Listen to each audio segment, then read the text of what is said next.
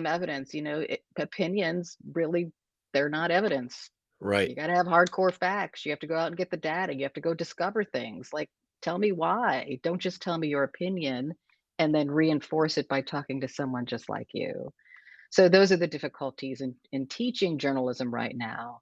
Not only in teaching journalism, but trying to get others outside of the educational system to understand what real journalism is.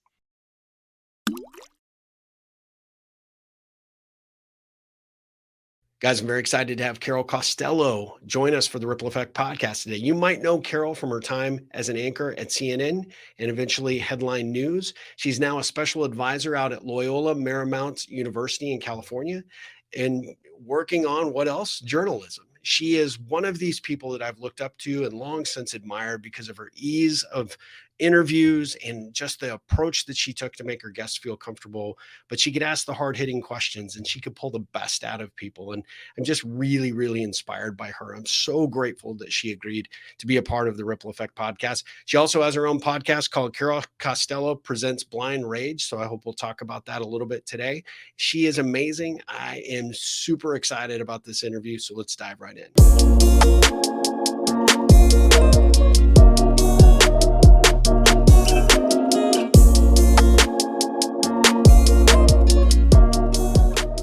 Guys, I'm super excited to have Carol Costello join us for the Ripple Effect podcast. Carol, welcome. How are you this morning?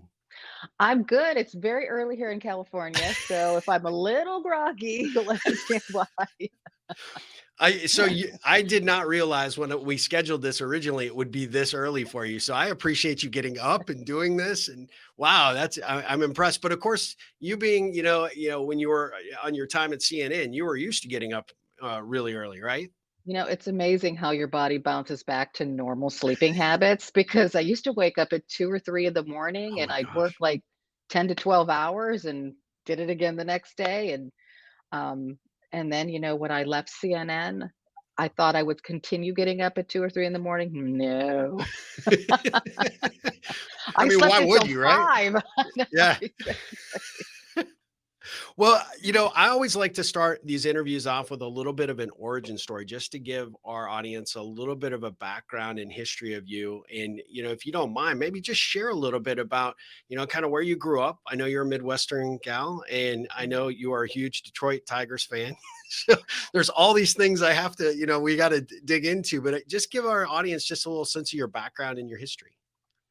I grew up in I was born in Canton, Ohio, and Okay. I went to high school in Minerva, Ohio, which is very rural and tiny.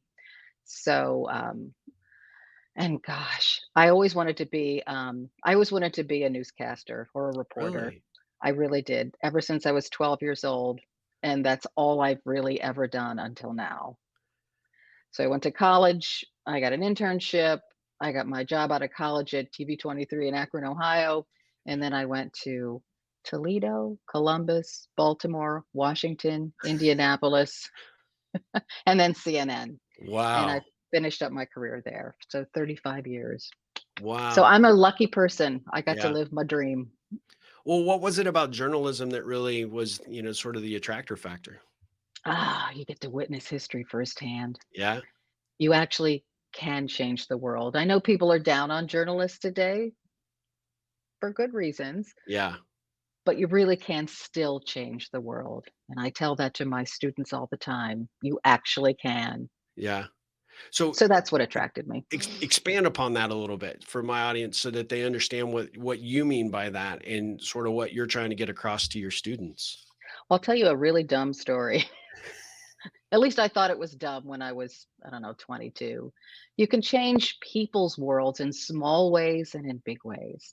Yep. So I remember I used to get assigned the most ridiculous stories as a young reporter because, I was a cute girl reporter. So let's give her all the, light, um, you know, fluffy stories, I Yeah. said. Yeah. So anyway, this retired police officer with cancer had lost his pet parrot, and my Oh. news director actually sent me to do a story on this. And then I'm like, oh my God, I went to college for this. I want to change the world, and I'm doing stories on lost parrots. Wait, to clarify, was it lost like it just gotten out or Yeah, passed he had it away? in a cage. It got out of its cage and it flew Okay. All away. right. No, we didn't it didn't die, that would be so terrible. So, so I do the story, I interview the cancer-stricken police officer, and, I did the story that night with the stand-up and everything, "Please help if you see this lost bird." I'm feeling so ridiculous. So, lo and behold, somebody finds this guy's bird, and it's returned. I don't remember the details, maybe I blocked it out of my mind, but the bird was returned.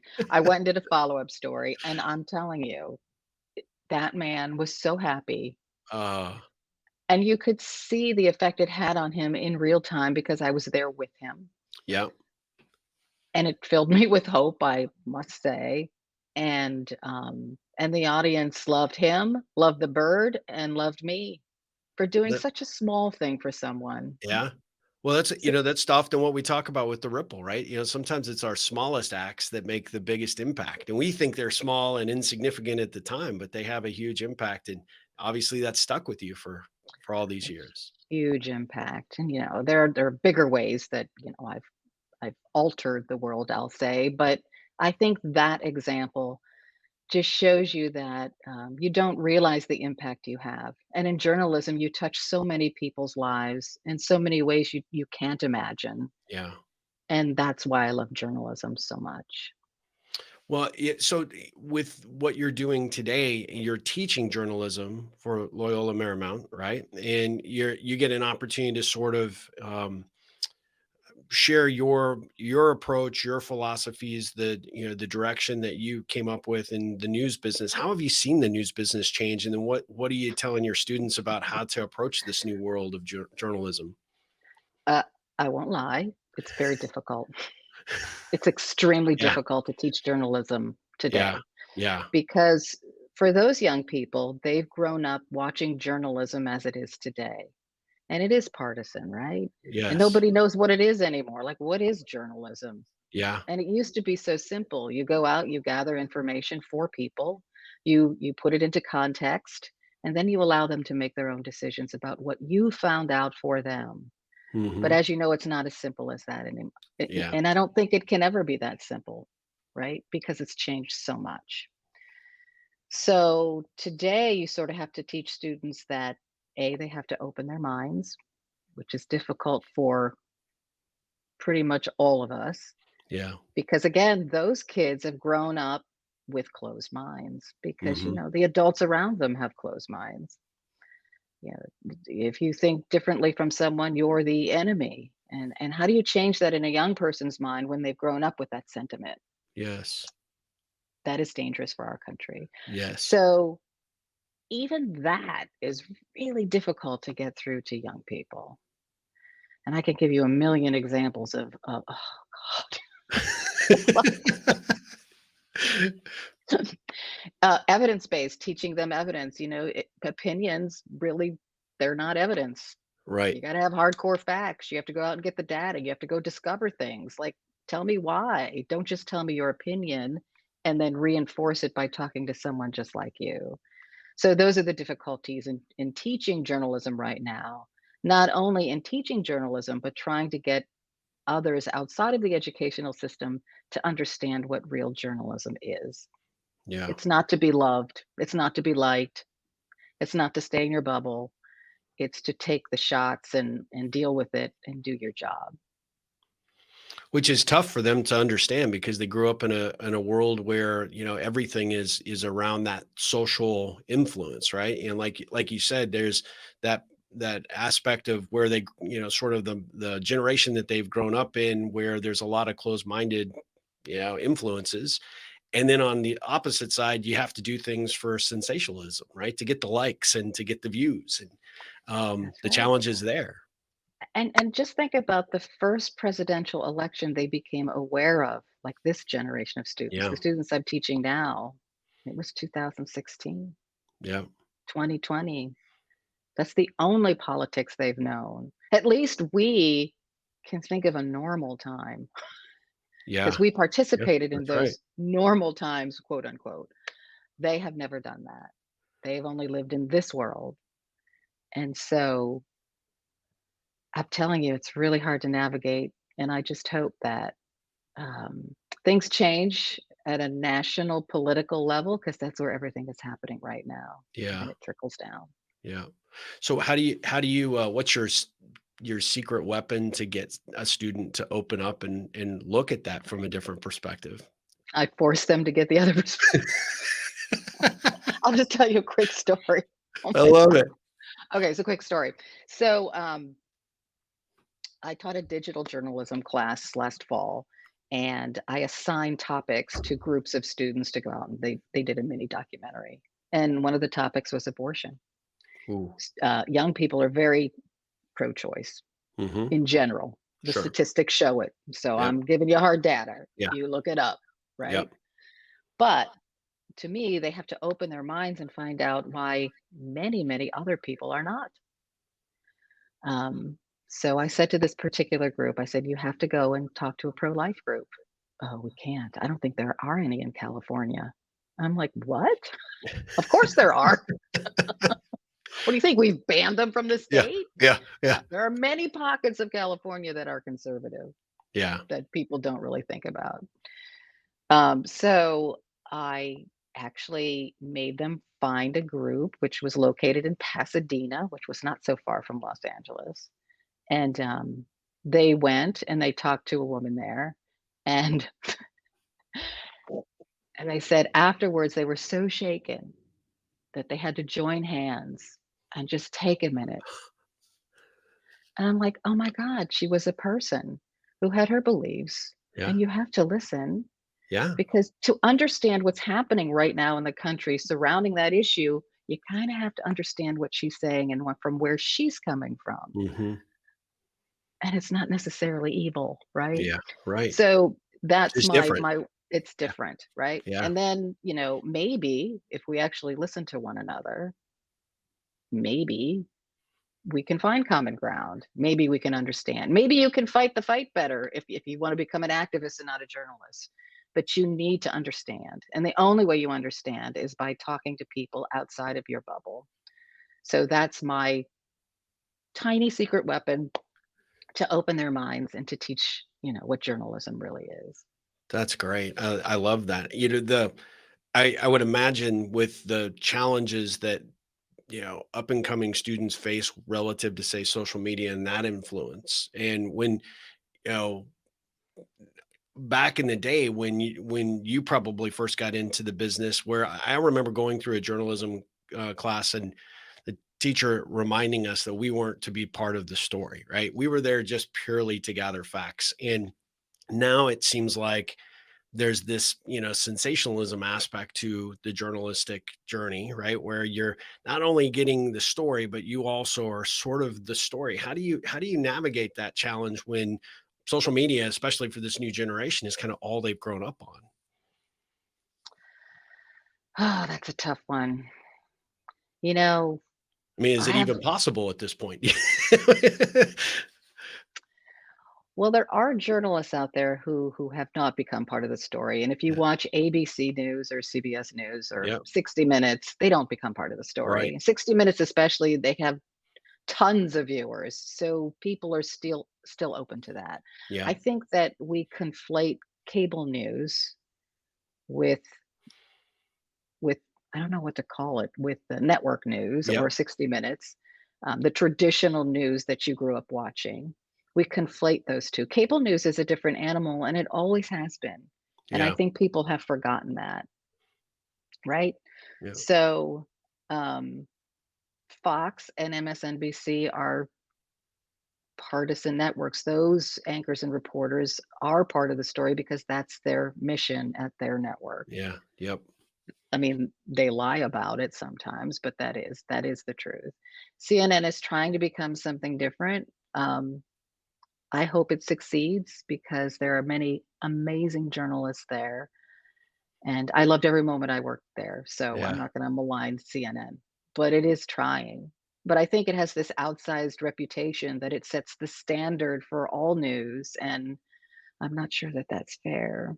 Right. Right. Yeah, it is strange how the news cycle has impacted us as viewers, and really where we get that news from. It used to be, the network news. That was your trusted resource to go to. And I saw something recently that showed how they're really in, viewer decline because everybody just transfers back over to the cable news, area. And if there's an agenda being pushed or a narrative that, that you tend to operate in those silos, right? And that can be super dangerous. And I think from a maybe a journalistic perspective, someone that's maybe thinking about that from a career path perspective, when they look at that and then they double that with the challenges of the social media aspect, I can imagine it's difficult to get, to break through that and say, look, you have to do these things differently. That, the next generation of newscasters has to, journalists have to do it better. Well, I think what's happening is linear television is on its way out. Like, people don't watch news on television younger. Old people do, and we're splitting the old people, and I'm sorry, when you're older, your minds are made up. You're That's not right. gonna Yep. change your mind. You're not gonna change. So, older people are watching linear television, and they're trying to figure out how to make it work because that's still where you make all your money. Hmm. They wanna go to online news, mostly, but it's really hard to make money there. Yep. Young people do get their news online. I get my news online. I read all my stuff online. Yep. So, I even watch CNN online. I watch ABC News online. I read the Wall Street Journal online. So it's all moving there anyway. Um, to me, the danger in that is you pick and choose what you want to watch or read. Yep. So you Yep. remain in your bubble. Yep. The trick is to get people to go outside of that or to get news organizations to be more well rounded. That's the ticket online. I don't think the answer is gonna be found in cable news on television or ABC. I just don't think so. It's gonna be found online. What are some of your more trusted resources, if you would be open to sharing, that you go to, that, when, the average, American that, is trying to figure out where they should fall, where is the best place for sort of that, unfiltered but, true and accurate reporting? Well, I always tell my students to be skeptical, I love that. right? Yep. Right? You have a brain. It's up to you to find the real information, and if you don't do that, you're kinda lazy, intellectually lazy, which I Yeah. find many Americans are. It's Yeah. much easier to sit there and just listen to someone. It pains me to say that, but that is true. That's our reality. Yep. That's right. So when I seek news, I read so many things. I listen to I listen to podcasts a lot. In fact, that's becoming increasingly popular among young people as a source for news because you know where that person's coming from, Hmm. right? And podcasts are able to go more in depth than other mediums, and I think people really like that. One topic, Yep. Yep. like today, right? If you're interested in this topic, you're going to listen and you're going to be well informed because you're going to listen all the way through. And it's not traditional media where you have to completely buy in Yeah. because you'll have your own opinions after this, right? So that's cool. So I listen to podcasts. I do subscribe to the Wall Street Journal, the Washington Post, the New York Times. I do read the Daily Mail for fun. Nothing on there. Please don't believe that because it's a bunch of crap, but it's fun to read, right? Yeah. Um, what else do I do? Watching linear television, I Yeah. watch 60 Minutes in ABC News and CNN sometimes. Yeah. So I never watch Fox or MSNBC. Yeah. I just don't. What do you miss about the being in the news game?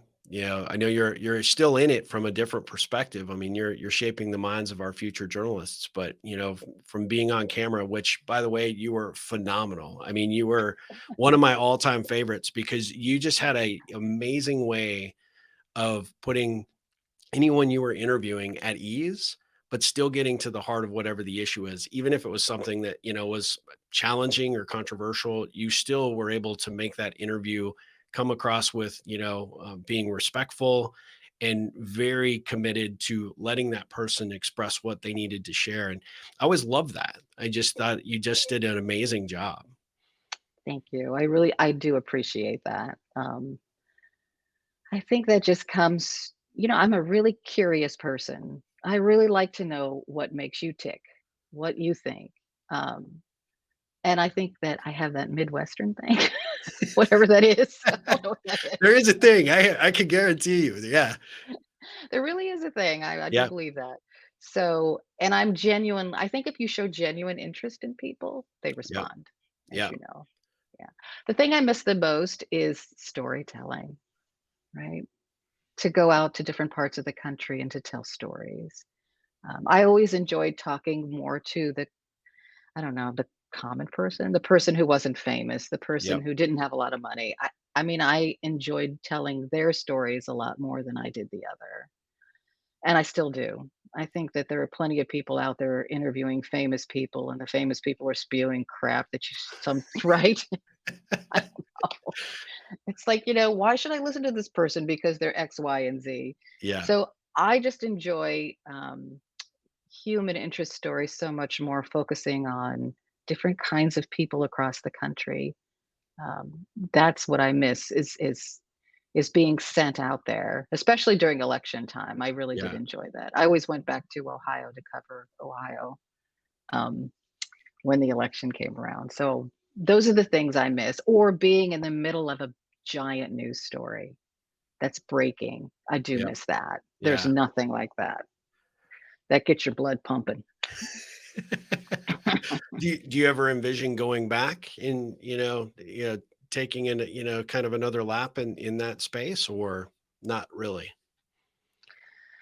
Well, I did it for 35 years. Yeah. I thought that was You enough. started when you were 5, so I mean, Yeah, clearly. right. I did start really young, like around, I think I was 20 or so. But it was just, I just think it was enough. And I think after a while, you just want the freedom to tell stories the way you want to tell stories. Yeah. Because, in a network, you're sort of beholden to the way they want you to tell a story, or, they're the ones calling the coverage. I mean, you do Yep. have some influence as an anchor, but, they have veto power. Yeah. So I like the freedom of telling my own stories my way, which is why I started to do podcasting myself. Yeah, let's talk about that. The Carol Costello presents Blind Rage. I mean, just premiered this year, right? So tell us about this show. I mean, I'm excited to hear more about it. Well, it's a story I've always wanted to tell, and I never was able to tell it when I was in the news business, for various reasons. But when I was 22, working in Akron, Ohio at TV 23 WAKR radio, I was assigned this huge story about this brutal crime. And when you're a young reporter, they just kind of throw you into the fire. Nobody really teaches you. Right. And you're really not taught to deal with traumatic events when you're in college, or how to interview someone who's been through extreme trauma. You're just not equipped. You Yeah. don't really believe evil walks the world like that, or that could happen to that person, or how that person might feel, or how that crime affects you as a person. So this particular case stuck with me for all these years, and I've covered like 9/11 and Hurricane Katrina. I mean, I've covered big, big tragic stories, Yeah. Sandy Yeah. Hook, all Yeah. those things. But this particular story has always stuck with me. So I decided I had to sit down and tell it from every angle I could possibly think of, about how one crime affects so many different people, the victim's family, the detectives who investigate the case, the prosecutors who try the case, the defense attorneys, um, and the reporter who doesn't quite know what she's doing, who messed up a lot during that story, and but who tried their best, and how that all comes back on the shoulders of that survivor. Hmm. And how those survivors are really the true heroes of these true crime stories that are so often overlooked when we concentrate on people like Jeffrey Dahmer, right? Yeah. Yeah. Um, To me, the hero in my story is Phyllis Cottle, the survivor. Um, and when you listen to the podcast, you'll certainly know why. She was an amazing, strong, pioneering woman that taught me a lot. So that's why I wanted to tell this particular story.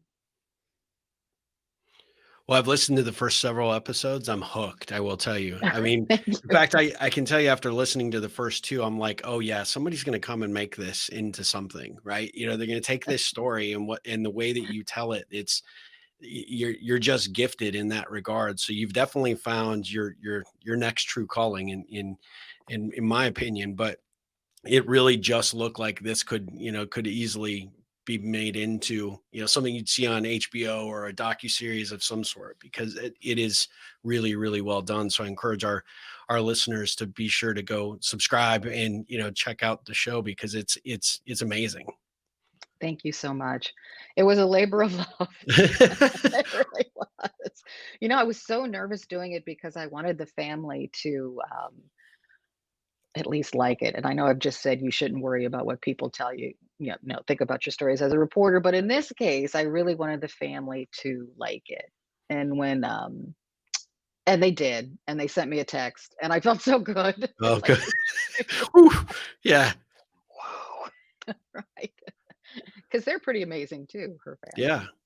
Well, so talk about that process. So you had the ideation of telling this story in more of a drawn out process. How was that in comparison to, what you might have done, in your prior stint, in the news business? Obviously, you have a lot of luxury and flexibility in a podcast platform.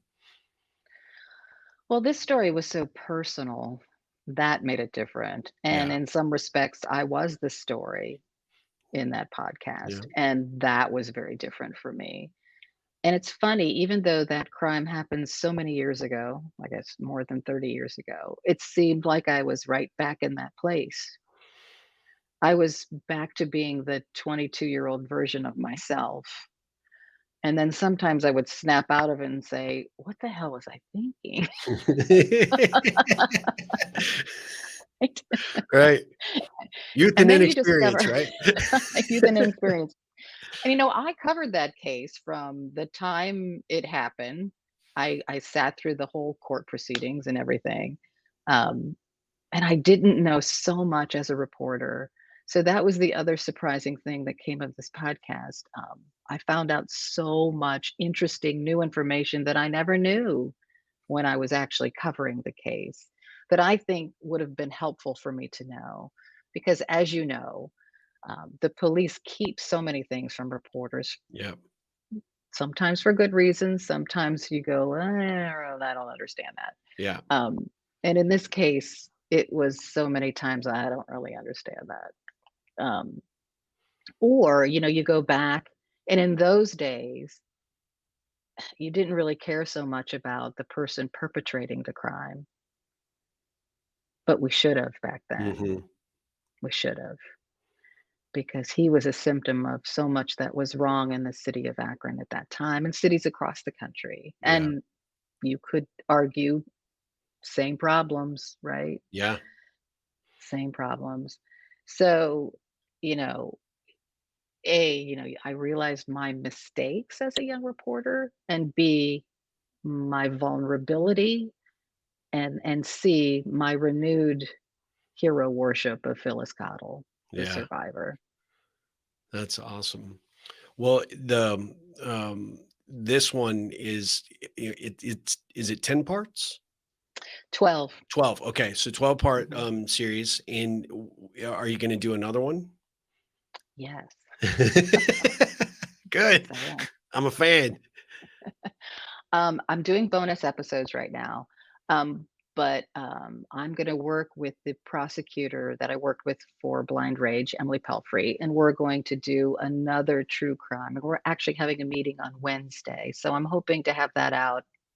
Well, you know how long it takes, so Yeah. it'll be a good 3 or 4 months. But yeah, we're working on the next one, so I'm pretty excited about that. Oh, that's excellent. Yeah. Well, we'll have to have you back and you can talk about that one at the time. That would be So let awesome. me switch gears back, for a second, just to ask you what, from a journalist perspective, what do you think the three most important questions we should be asking right now as Americans, as we look at the news, as we absorb our different, news sources? Because I think you have a very unusual or very unique perspective, and I think that, like you said, we kind of have a tendency to grow up in our kind of own, kind of isolated environments, especially now where we're only paying attention to certain directions where we get our news. What do you think three questions that we should be asking just to test that? We have the brain, we have the a way to think, but I'm curious. I know I'm kind of putting you on the spot, but I would Mhm. love to get your perspective on that. Well, my favorite question as a journalist is why? Why? I mean, if you could only ask one question, it would be why. Yeah, If you keep asking that one question, why? Why do you think that? Well, why do you think it's that way? yeah, Right? It takes you so many places and it forces the other person to really think about why. Because I think sometimes when we talk and we spew our opinions and vitriol, we don't think about where it comes from, yeah, right? So maybe that's the second question. Why? Where does that come from? yeah. And what does it matter? Oh, I love What that. does it matter? Yeah, That's the third one. that's a good one. Yeah, because you'll find in the answer to that question, what does it matter? Many times it just doesn't. Yeah. Which if you're trying to think about those things, then, when you get to that point and it doesn't matter, it means you don't need to spew it on Facebook, right? Or you don't That's really right. need to, end relationships over it because you're so dug in on the perspective. It's so true. Yeah. That would fit into every facet of life. You were right. Yeah. But Yep. yes, that's what I tell my students. You need to answer those questions and start with the why. And that will lead you to so many other things. Yeah. Why? Oh, that's excellent advice. Because I think when people listen to voices within their bubbles, they don't really think about it in any with any kind of depth or how it fits into their own lives Yeah. or how Yeah. it affects them, right?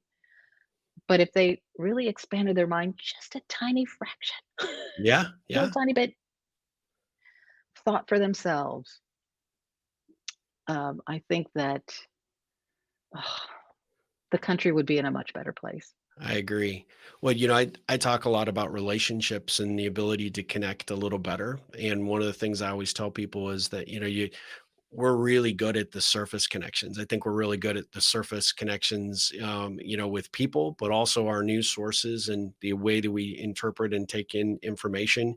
We never dig below that, right? And that when you dig below that, that's where the real story is. That's where the real value. And so when it comes to connecting with people, it's, oh, so what do you do? And there's the professional aspect, and a little bit of detail about what that person sort of is about, but nobody ever digs beyond that. And the thing that I've always admired from about journalists like yourself is that you didn't open with the surface questions. It was like, let's go deep and let's try and go deeper if we can. And I think for true connection, that's where you really learn to connect and engage with people. I was speaking at a conference 2 weeks ago, and I was talking to this audience of leaders, and I expressed to them, I said, the reality is that if we're building our networks and we're growing these connections, these personal or professional connections, you have to dig below the surface, and you've got to look for those people that you have similarities to, but then, don't run from, but really explore the differences. And that's where I feel like you said, in today's country, it's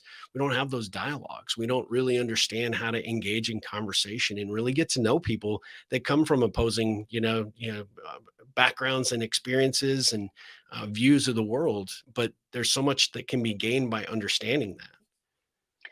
We make assumptions about people Yep. now. If you voted for this person or that person, you must be this kind of Yeah. person. Or you live in a certain state. That's another thing I teach Yeah. because, I'm from Ohio. I live in California. Those Yeah. two states don't like each Very other. different. And I'm generalizing, right? Very much. So, So I take my Los Angeles students to Canton, Ohio, to Cleveland, right, to my alma mater, which is Kent State in Ohio, and I also mentor Kent students, and I take them to California, and I connect those students. They're not so different. They're just No, not, right? no.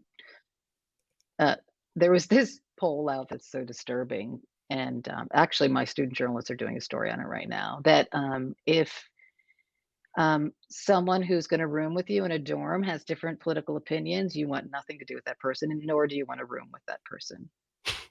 Wow. Isn't that isn't that crazy? I mean, did you think about that in college when you No. were rooming with someone? "Oh, I wonder if they're a Democrat or a Republican." Right. No, no. But it's a thing now, right? Yeah.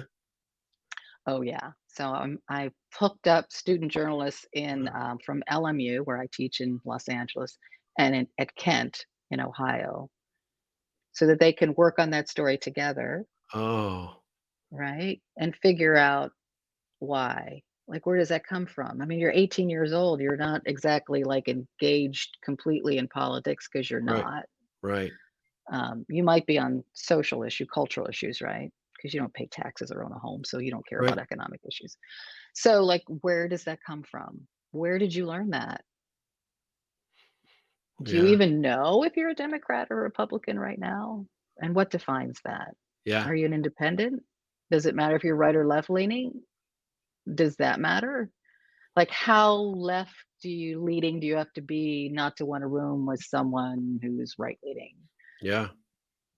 So I want them to take that and go deep.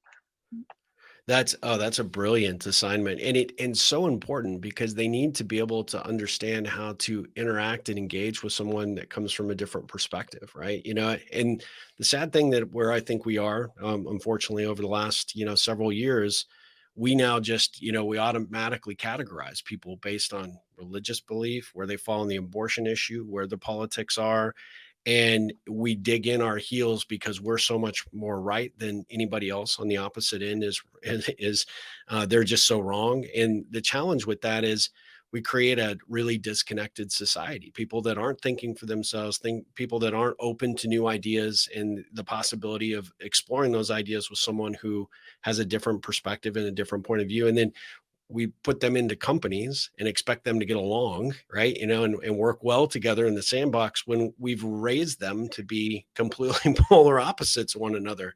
And then it's stimulated with all these outside influences like social media and just various media outlets. And that's concerning. It's real concerning. Yeah, the the pickle is how to break through. And then if you do break through, then you think, well, will it last or will they just revert? And I think about that all the time because I know that I open minds because, I have student testimonials and I see it in real time. And it's quite emotional at times. I've had students cry in class. I mean, it's Hmm. really Yeah. interesting. It's like a sociological study. But then I wonder, will it last outside of school or will they just slowly return to their bubbles? And I don't know the answer to that. I honestly And my don't. fear is they will, because if you don't have constant reinforcement and those reminders to say, hey, LMU and Kent folks need to continue that conversation. How do we build those relationships beyond the class? How do we keep those people in our friend zone or build them into our personal or professional networks in some capacity? So that we always have somebody that we can always kind of depend on. Hey, what's going on your end to, give me a perspective. Let me understand it. Why, right? Like you said, how does that make you feel? Let me get out of the story so that I can actually have a perspective. And that's where I think, we really are falling down. We've gone so backwards in so many ways. When I first wrote this book, The Ripple Effect, way back when, all I thought I was doing was just kind of helping introverted people figure out a better way to connect. And what I've actually found is now in today's world, it's just like with everything that we have at our fingertips, we're more connected than we ever have been. But at the end of the day, we are worse than we've ever been at connecting. Then we wonder why we're isolated and lonely. And then you have people that take these really crazy one side or the other approaches to how they're going to spew their attitudes or their approach to life or their political views, religious views, etc.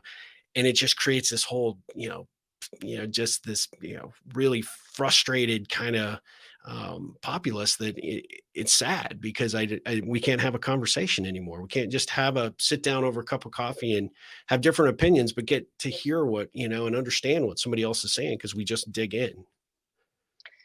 Yeah, that's so interesting. You know that um, loneliness is now akin to, I don't know, smoking 15 cigarettes a day or Yep. whatever Yeah. thing they Yeah. threw out there.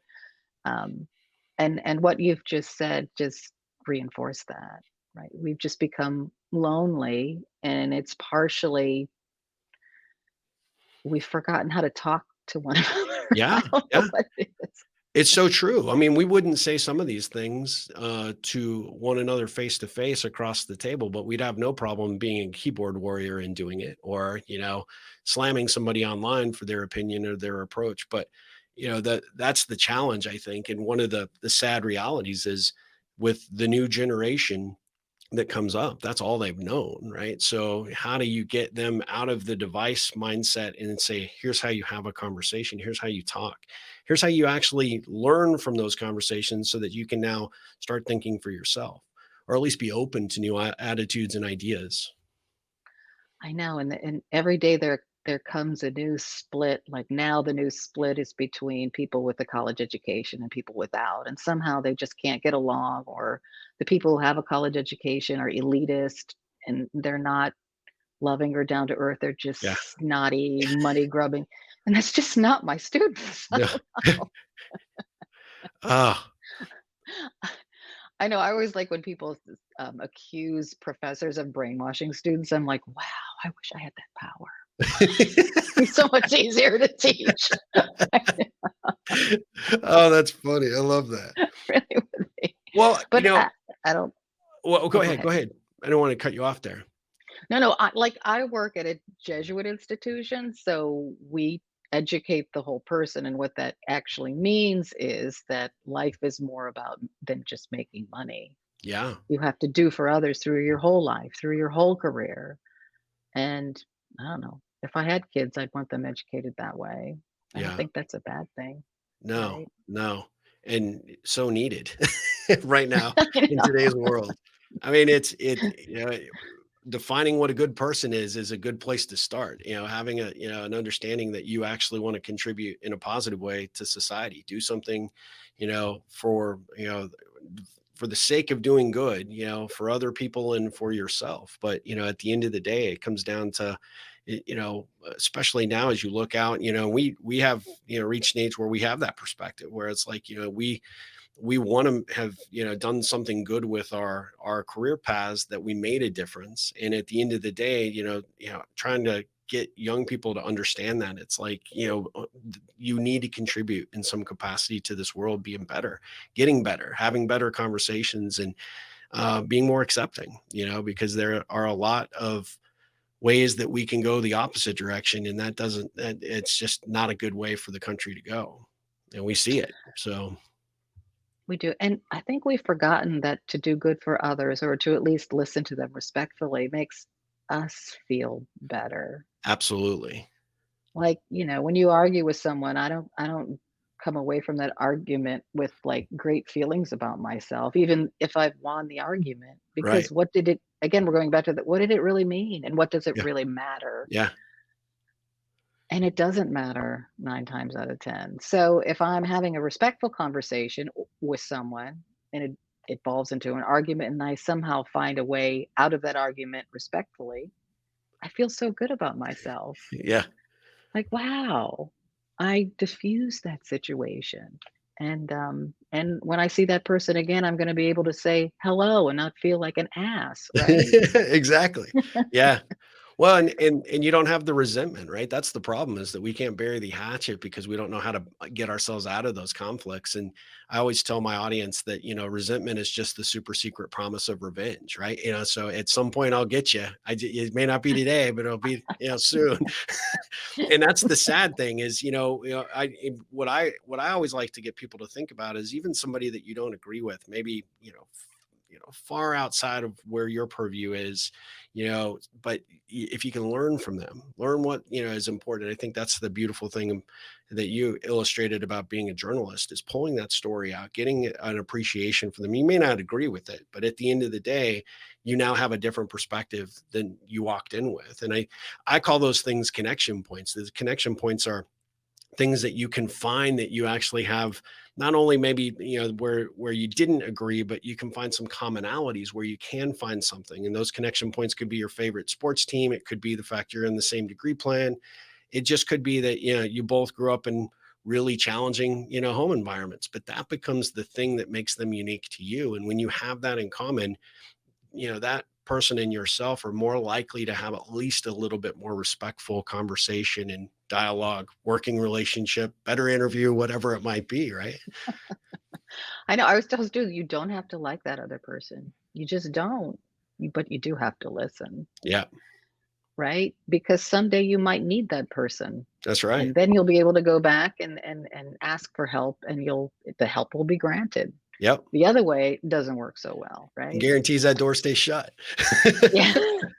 That's so true. Absolutely. That is Well, so true. so if you're open to it, I'd love to ask you what I call ripple connection questions. This just gives us a little bit more insight as to who you are and kind of, what makes you tick. Why the Detroit Lions? Not Detroit, Okay, sorry, so Detroit Tigers, Detroit Tigers. well, Detroit Lions, it started with the Detroit Lions, Oh, though, okay. because yes, it did. So, I was working as an anchor in Baltimore when the Cleveland Browns moved to I was grew up a Cleveland Browns fan because 'cause I'm from the Cleveland area, Yeah. and I was invested. I love that team. You know, Canton, Ohio, where football began, Yeah. it's just, like, ingrained in my system. Yeah. Bernie So, Kosar years. I mean, oh god, yes, yes, back in the day. yeah. So, the Cleveland Browns moved to Baltimore, and I was devastated. And I was working in Baltimore as an Yeah. anchor, and I had to pretend to be happy for Baltimore when I wasn't. I remember Art Modell spoke at some event, and I was the only one who didn't stand with the standing ovation in Baltimore. I just couldn't do that. So, You have to remain committed and loyal, right? right, exactly. So I was unbelievably devastated by that move, and I said, "I'm never rooting for the Cleveland Browns again." And I have kept that promise. So I wanted a team that would break my heart just as much, that would pretty much suck through time. So I chose the Detroit Lions. And you're a Tigers fan too, right? Yeah, and that just bled over into the Tigers. Yeah. Um, because Cleveland Indians weren't so great back in those days either, but the Detroit Tigers were Oh, better. yeah.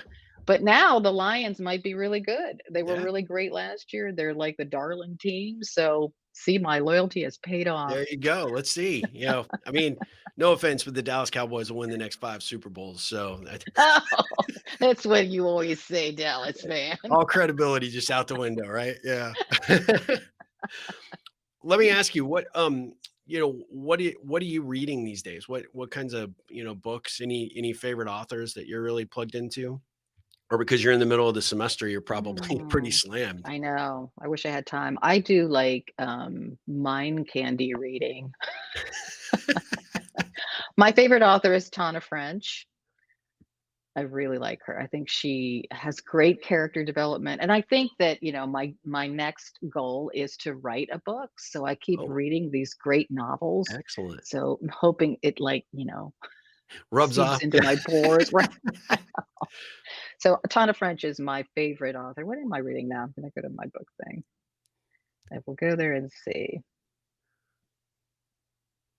I am reading Hard Rain by Samantha Jane Allen, and the reason I like Okay. Samantha Jane Allen is she writes books from a Southern perspective, Mhm.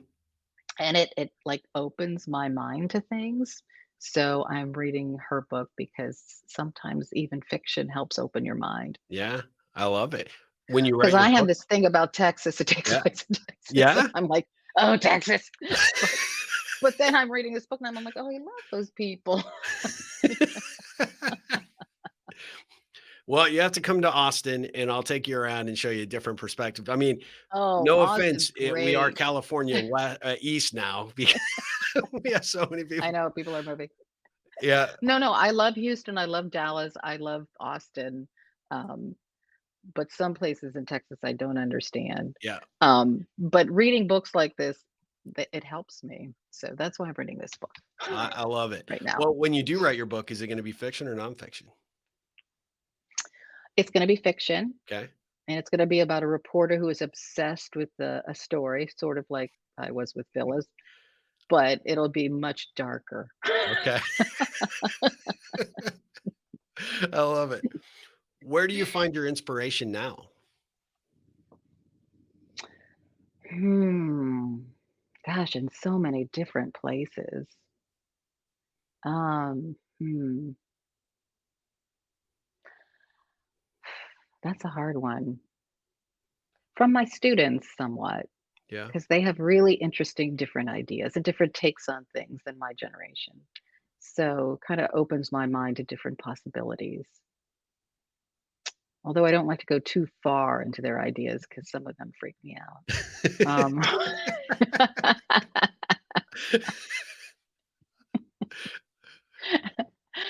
so, hmm. I don't know, it comes from so many different places. I might read a story in a newspaper and say, "Wow, I've never thought about it that way. Let me explore further. Maybe this is my next podcast. Maybe this is my next project."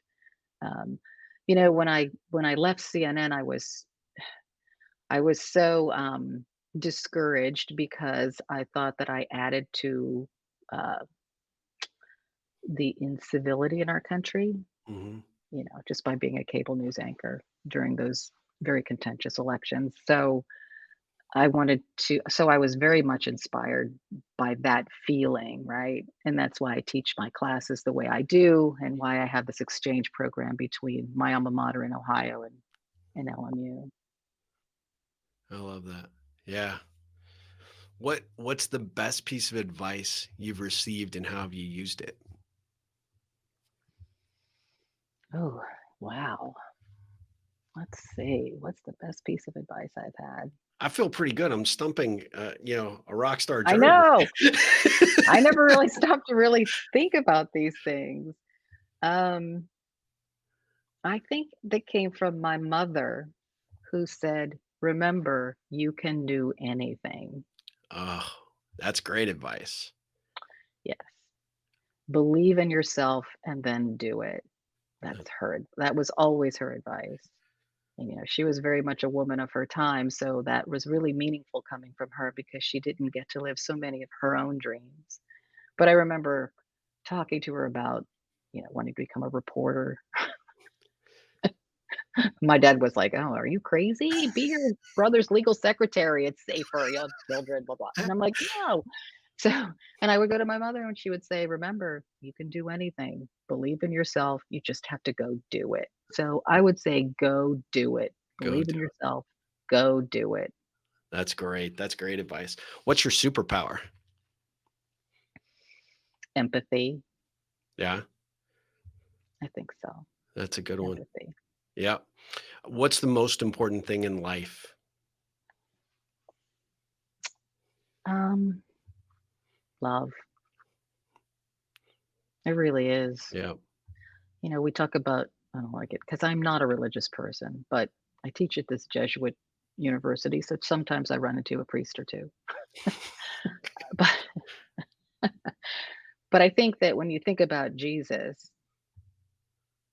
it all boils down to love because that's all he ever preached. Yeah. Just love one another. Love your enemy, love your friend, love. That So I would say that that's because great. if everything's based in that, you're doing pretty good. Yeah, absolutely. Well, 3 real short questions. What's the best thing you could hear a student or a colleague or maybe a former coworker, say about Carol Costello? You've changed my life. And I've been lucky enough to hear that a few times from students, and, Ah, I can't tell you how great that makes you feel. absolutely. I think in this time of the difficulties many educators face, they are so important in your life. Yeah. I mean, think about your teachers growing up, and I bet you remember their names, the one that Yeah. have affected your life, right? Absolutely. So when we attack teachers or diminish what they do or make things harder for them, that's just wrong. They're Yeah. so important in our lives in so many different ways. And it's not brainwashing. It's in Right. opening a person's mind to be who they are, whoever that might be. Um, I think that that is so important. I agree. And what a great, powerful reminder. What does the ripple effect mean to you? Hmm, gosh, I really do think going back to my story about the parrot, that story and my doing that story and my realizing the importance of that story affected me in so many different ways and made me, I would say, it helped me on my way to becoming a journalist who never got cynical, right? So that story affected how I wrote so many other stories. It created this ripple affected me that made me realize that what I say on the air matters. Yeah. How I write a story matters. That there is a person on the other end who cares in different kinds of ways about what they hear, and what I say will affect them. I never took my platform for granted. Yeah. That's great. Well, what kind of ripple can I be creating for you? Oh my goodness, you've inspired me to think more deeply about so many things. Well, thank you. I'm honored. Oh, really? I think thinking deeply is so important because, well, it inspires you to do things you never thought you would, and I think it just, I don't know. I like opening my mind and thinking deeply, and then putting those thoughts into action. So I think that's what this has done for me today. Uh, well, thank you. I'm truly honored. I really am. What is the best way for people to follow you? I have a Instagram at Carol Costello, so that's simple. And then, of course, Blind Rage. You can Yeah. find it wherever you listen to your podcast. Um, Usually, I live on Instagram mostly. I don't do Twitter anymore because Yeah. it's just too vile. Yeah. It's like I'm done. Yep. So I do Instagram. Okay. That's where you can find me. Fantastic. And we'll put your handle up on the show notes as well. And Carol, it was just an absolute honor to have this time with you. I am so inspired by you and your approach. I hope this isn't the last time. I hope we can keep rippling at some level because the work you've done inspired me. The work you're doing inspires me. You're making a huge difference in the world and you're a great rippler. So keep it up. Thank you so much. I've enjoyed this so much. Thank you. Thank you. Thank you. Thank you for having us. And guys, we'll be back with another episode of the Ripple Effect podcast very soon. But until then, ripple on.